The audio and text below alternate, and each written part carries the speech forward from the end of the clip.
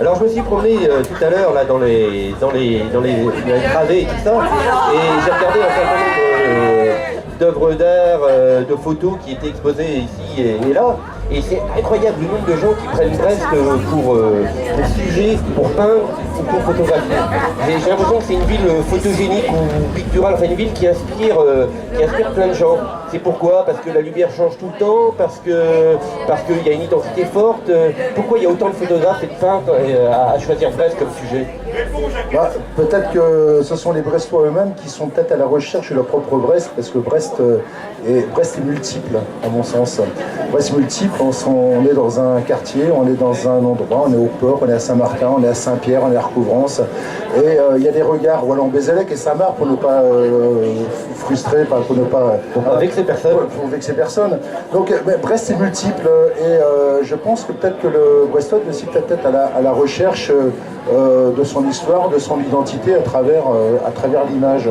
Bon, c'est peut-être un peu ça, moi quand je fais des photographies sur Brest, c'est peut-être un peu ça que je recherche un petit peu. Et peut-être qu'elle a aussi une architecture avec un graphisme qui invite aux lignes de fuite, aux perspectives. Alors j'ai un grand spécialiste de la perspective qui est avec moi à côté, là, qui pourrait t'en parler, et c'est pour ça je pas t'en touche. A priori, il n'a pas l'air convaincu. Si, Pierrot, il y a des perspectives intéressantes. Approche ton micro si tu veux bien. Je vais essayer. Il y a des perspectives tout à fait merveilleuses parce que c'est une ville qui a été reconstruite après la guerre. Comme une ville américaine, donc il y a beaucoup de lignes droites et de choses comme ça. Donc pour quelqu'un qui est passionné de perspective, c'est important. Ah, ouais. Ça donne envie de choisir son cadre et... Arrête toi.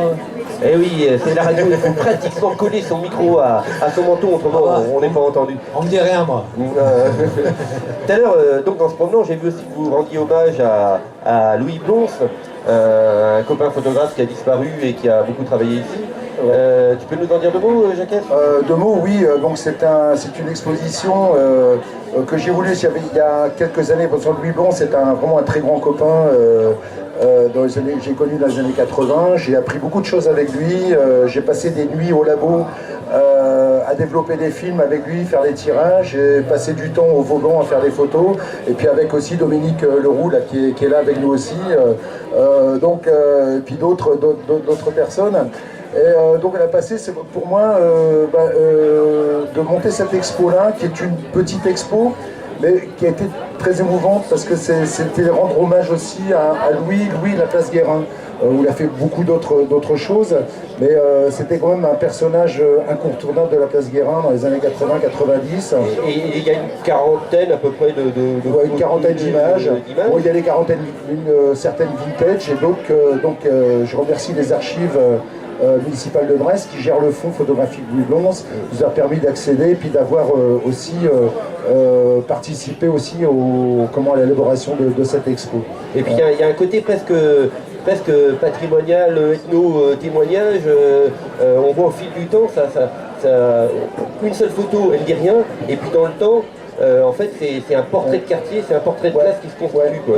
Oui, c'est un morceau du pulse, oui, je dirais, parce que quand je suis allé aux archives et tombé dedans et puis plongé plutôt dans ces négatifs-là, il y avait une telle densité qu'il a fallu choisir. Bon, j'ai fait ça à travers mon filtre à moi. C'est toujours subjectif. Hein. Très très subjectif, mais bon, qui retrace, je crois, des moments importants de la place Guérin. Alors parmi les deux expos qu'il y a là, mais c'est vrai qu'on peut redécouvrir effectivement toute une histoire de Brest, mais ça fait donc là aujourd'hui combien d'années que toi par exemple tu interviens pour prendre, alors il y a eu des thématiques différentes, il y a les bénévoles, il y a les spectateurs, il y a des ambiances, pas seulement des photos de concert, quoi. Non, moi je suis à fond au coup depuis le début, j'ai dû rater 2-3 éditions. T'avais un mot d'excuse? Oui, je n'étais pas là.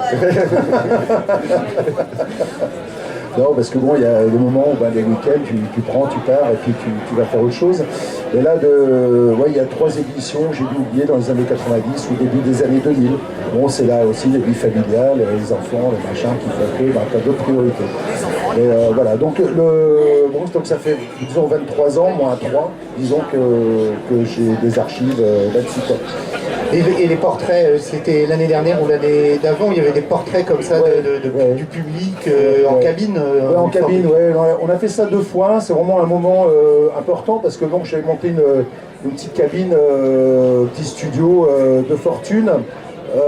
Et là c'était un travail donc à l'Argentique, au Relais Flex, à mot de cause comme on dirait ici, et puis d'inviter les gens du quartier ou de la fête ici de la Foire aux Coudes de venir se faire tirer le portrait. Donc je les invitais à venir se faire tirer. Donc c'est plutôt une bonne idée dans l'absolu. Il n'y a pas d'heure. Tirer tout ce qu'il voulait.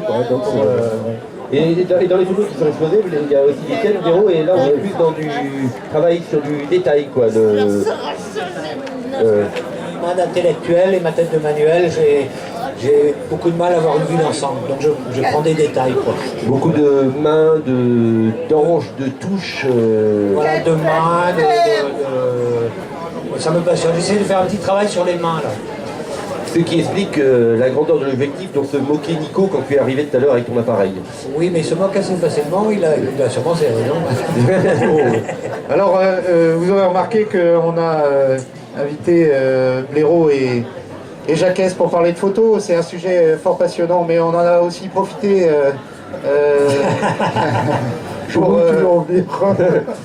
pour faire découvrir une autre facette de leur talent au public qui est de plus en plus nombreux sous ce soleil, sur cette chaleur étouffante à Brest. Il va te remettre la clim là. Alors puisqu'on parlait de musique et puis de programmation et de talent et qu'on en a beaucoup sur la place et 2 sous le coude, on souhaitait aussi faire partager à nos auditeurs et à nos spectateurs la manière dont on est en capacité sur la place Guérin de faire des tubes. Alors comment faire un tube, c'est l'astuce, c'est très compliqué, l'astuce il faut la trouver, c'est beaucoup de travail. Et je vais vous inviter à découvrir à travers quelques sons tout ce travail d'arrache-pied que Jacques et Dominique, pour son petit nom quand on le connaît bien. Donc nous rentrons dans l'intimité d'un tube. Voilà, alors ce tube, j'espère que vous allez le reconnaître, mais la première étape, c'est en 5 étapes. La première étape, il faut d'abord être en capacité d'écrire un bon texte et puis de le réciter pour savoir si ce texte tient la route. Première étape. On a attendu le mouton et filé la Renault et réparé la moto avec la clé à Renault. On ira au cinéma voir Woody Allen et on fera bon appétit à Marie-Hélène. On ira au Ouessant pêcher la banane et on prendra notre vélo jusqu'à Limoileno. On ira en touriste voir les Madrilenos et comme là-bas il y a droit, on filmera le Poléno. Donc là qu'on a un texte, qu'est-ce qu'on fait après? Alors, écoute, il faut passer en studio. Alors en studio, c'est du boulot, tout ça, et évidemment les gens n'ont jamais cette face cachée là, du travail là. Alors, on vous le fait découvrir, le studio. Là, Véro n'a pas de retour, mais il n'y a qu'un casque et un con. Comme toujours. Gomme à levain. Première prise, je pense que ça sera la bonne. De chez la bonne. Donc GP05 GP05 002. Et ambiance électrique, tout ça, Capella, sont toujours Capella. Capella. En plus ils ont les termes techniques, comme quoi les photographes. Troisième étape, il faut trouver une bonne façon de chanter. Alors, je vous propose d'en découvrir, ce sont les premières répétitions. On a tendu les boutons et filé la Renault. On a tendu les moutons et filé la Renault. Et réparer la moto avec la clé à Renault. Et réparer la moto avec la clé à Renault. On ira au cinéma. Vous voyez, là, ça commence à... Ouais, on sent le tube qui affleure. Alors, maintenant qu'on tient à peu près l'essentiel, il faut procéder aux arrangements. Alors, beaucoup de tests. Et ça, c'est des choses qu'on n'entend pas toujours. C'est ce qui n'est jamais sorti et que personne n'a jamais entendu.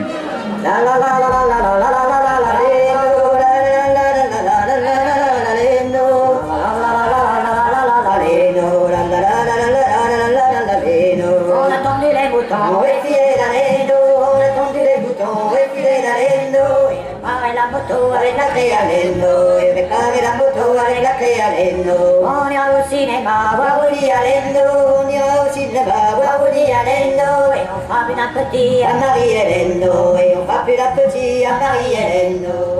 Ouais, c'est là qu'on voit que c'est presque un tube parce que déjà ça commence à bouger dans le public là, c'est prêt à danser là.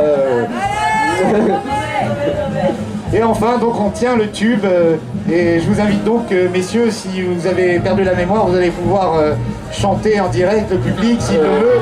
Voici le tube dans sa version originale que tout le monde connaît.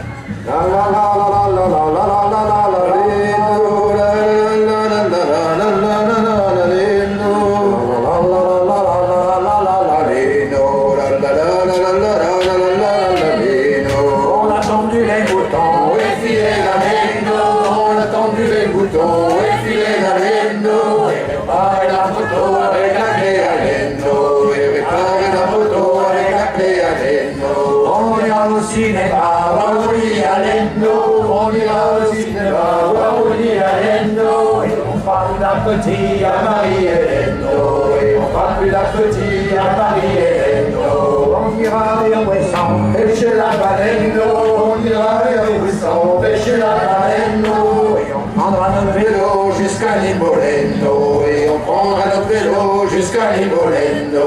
On ira en touriste voir les madrilènes, on ira en touriste voir les madrilènes, et comme là-bas y a droit, on fumera le poleno, et comme là-bas y a droit, on fumera le poleno. On ira chercher le pétrole jusqu'au Kergueleno, on ira chercher le pétrole jusqu'au Kergueleno. Que chez nous y en a depuis le poleno, que chez nous y en a depuis le poleno. On a sniffé du trichloroéthylène, on a sniffé du trichloroéthylène. Le lendemain on avait mauvaise haleine, le lendemain on avait mauvaise haleine. On ira et on ira au Fesnos avec Madeleine, on ira au Fesnos avec Madeleine, qui pour sûr est la plus belle des Plougasteleno, qui pour sûr est la plus belle des Plougasteleno. On a dansé toute la nuit grâce à Wandalendo, on a dansé toute la nuit grâce à Wandalendo. On l'entendait chanter dans le poste à Galeno, on l'entendait chanter dans le poste à Galeno. On aime bien les poèmes, surtout ceux de Verlaine, on aime bien les poèmes, surtout ceux de Verlaine, et aussi les filles pas du tout vilaines, et aussi les filles pas du tout vilaines. Ça, c'était pas un tube. Je disais tout à l'heure que Plaquera avait plein de prix Nobel, plein de prix concours. Il y a aussi des prix Charles Cros, Plaquera. Ouais, c'est la version originale. Qui après a été reprise par d'autres, non Oui, j'en dirai pas de mots. Ah d'accord. C'est une histoire qui est réglée. C'est une histoire qui est réglée. Mais en plongeant dans les archives, on a cru comprendre que c'était grâce aussi à ce document, la revue Page Guérin dont on parlait lors de la première édition, où le texte, remarquable à Bill. voilà, le texte avait été publié en 1986 dans la revue, et c'est sans doute une des preuves qu'il vous fallait pour que votre talent soit reconnu. soit reconnu à votre juste pourcentage. C'est cela. Vous n'oublierez pas de nous payer un coup tout à l'heure. Bien, Nico. C'est bien, bien, bien. Alors on se dissipe, mais là, Gilles, on arrive à la fin de notre troisième émission. Ah bah oui. C'est normal, il y a une éclaircie qui arrive et puis bientôt les concerts vont reprendre sur la grande scène, donc... Alors tu remarqueras que cette fois-ci on n'a pas eu trop de problèmes de balance dans la première demi-heure. Faut croire qu'il faut inviter le technicien chef à chaque fois, ça devrait résoudre quelques problèmes si on est amené à revenir l'année prochaine. En attendant, vous pouvez nous retrouver désormais sur internet, puisque Radio Phare aux Croûtes c'est une émission de radio, mais c'est aussi un site web cité tout à l'heure, 2012.phareauxcroûtes.com, ou alors muséephareauxcroûtes.com, un projet qui amène à les habitants, les spectateurs, les artistes, avoir une démarche patrimoniale autour de la place Guérin et de la Phare aux Croûtes. Et ils peuvent continuer à amener des trucs. Voilà, des vidéos, des photos, des textes, des chansons, des tubes, des pourcentages. À ce titre, nous invitons donc le public à continuer à fournir en documents les organisateurs. Merci à nos invités, à l'asso Plage Guérin. Merci aux bénévoles de la Phare aux Croûtes. Merci de ne